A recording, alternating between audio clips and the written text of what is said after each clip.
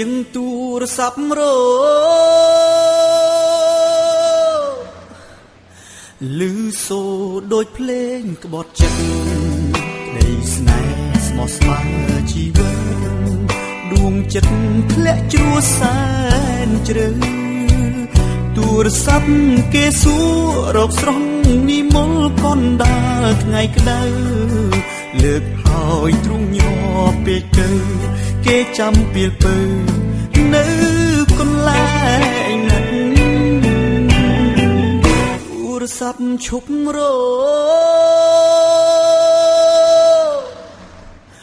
បងហូរទឹកភ្នែកសស្រាក់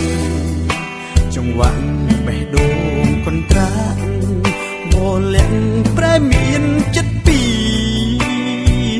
មុខបងល្អណាស់ក្រោយខ្នងប្រឡាក់ដោយកាមលោកីមានទេចិត្តស្រីបែបនេះឈរវីប្រាប់បងបានទេ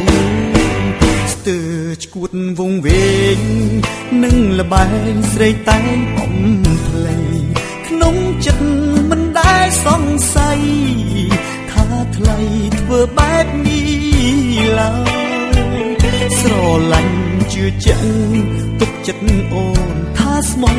ដល់ត្រើយពេលនេះអងហើយគ្មានឡើយត្រូវរួច